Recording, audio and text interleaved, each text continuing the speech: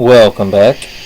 I had a request from a user in the comments of one of my videos for some help on an issue, so I thought I'd do this real quick because it should be pretty fast and easy.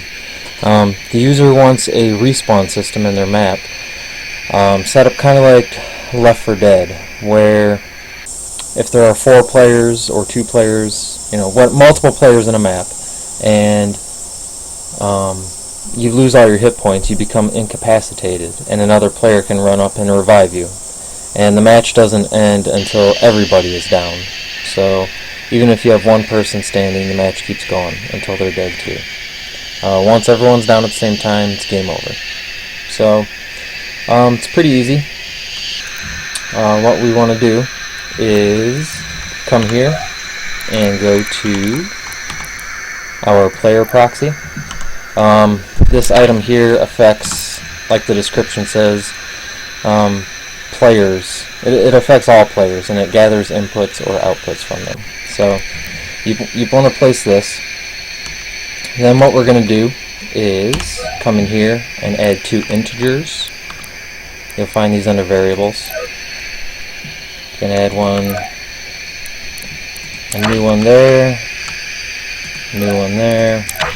Actually, you might want to, I'm going to move them back a little bit just so you can see the lines easier when I create these logic pathways.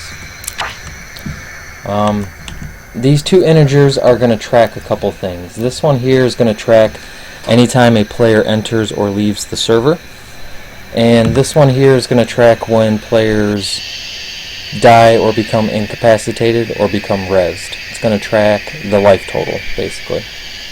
So, over here, just for simplicity's sake, we're going to name this total players.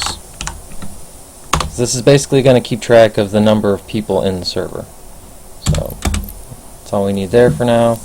This one is going to be called lives.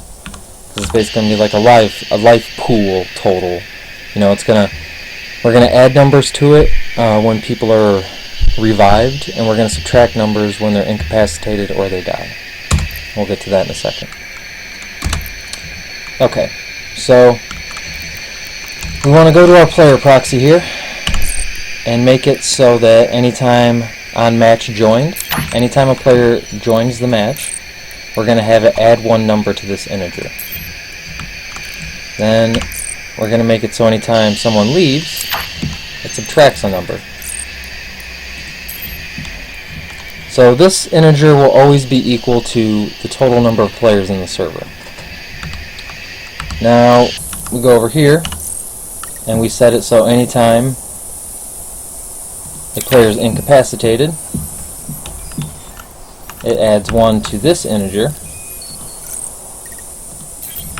Also, anytime they die, you want to make sure you do that because the last player won't be incapacitated. He'll actually die. So, oops, what did I do there? Okay, unkilled will also add 1 to this integer. Now, we also want to make it so that anytime they are revived by another player, that it subtracts 1 from this. Alright, so this integer adds when players join and subtracts when they leave. This one adds when you die or are incapacitated, and it subtracts when you're revived. So now, that's the bulk of the work. What we want to do is come over here and just do our quick game settings and win conditions. So to do the revive, you probably know this part already, but I'll cover it just in case. You want to go to gameplay settings.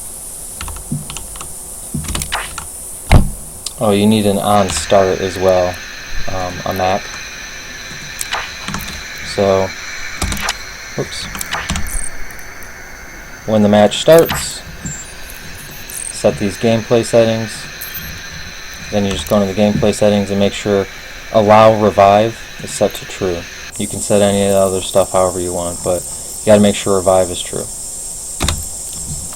So that's all we need for our revive. Now we come in here and we're going to set up our win condition. Now what we're going to do is compare it, these two integers. Whenever these are equal, the game is going to end. So whenever the total amount of dead players is equal to the amount of total players in the server, the match will end. So we come over here and we do an integer compare. I think I passed it. There we go. Integer compare.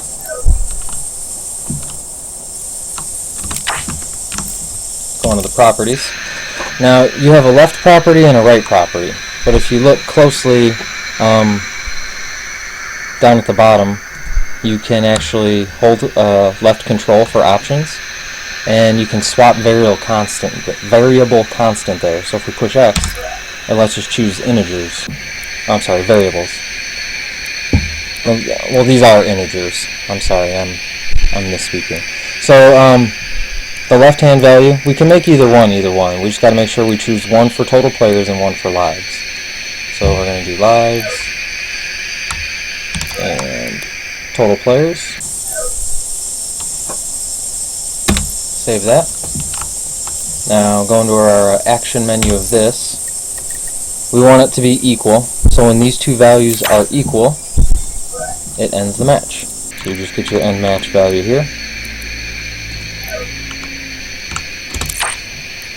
And make sure you determine end in defeat. Now, that's mostly it, but there's one key feature that I forget quite a bit, and it's to make sure that we test the win condition, or test any condition for that matter. This comparison of two values will never happen unless we make something test it. The best thing to do in this case is to make it so when a player dies, it tests the value. It checks to see if these two things are equal. So we just go back into here, on player killed, test. We also want to do it when they're incapacitated. Test. There we go.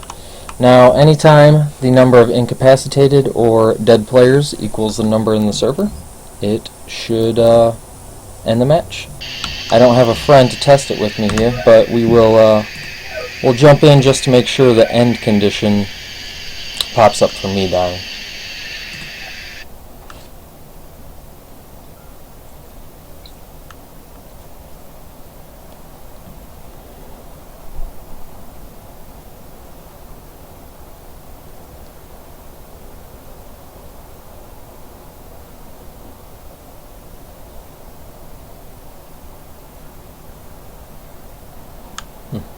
Taking a minute to load. It's kind of weird. It seems to do that every now and then. Like sometimes I'll load the same map over and over in a 5-minute period, and one time it'll load in 15 seconds, and the next time I'll add a very minute thing and it takes this long to load.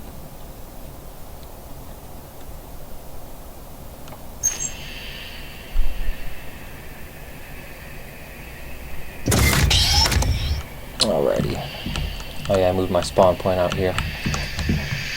Won't matter for this test though. I'm gonna run up here, trigger a wave that I already have set up for something else. Initiated. Just let these guys kill me.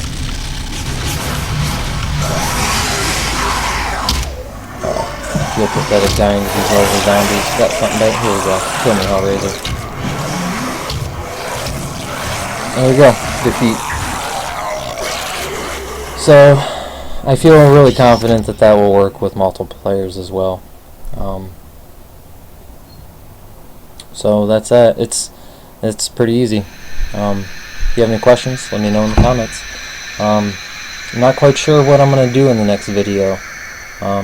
I think next time I run into something cool that I'm working on in a map, I'll probably make another video. But if you have any requests like this, let me know. Thanks for watching.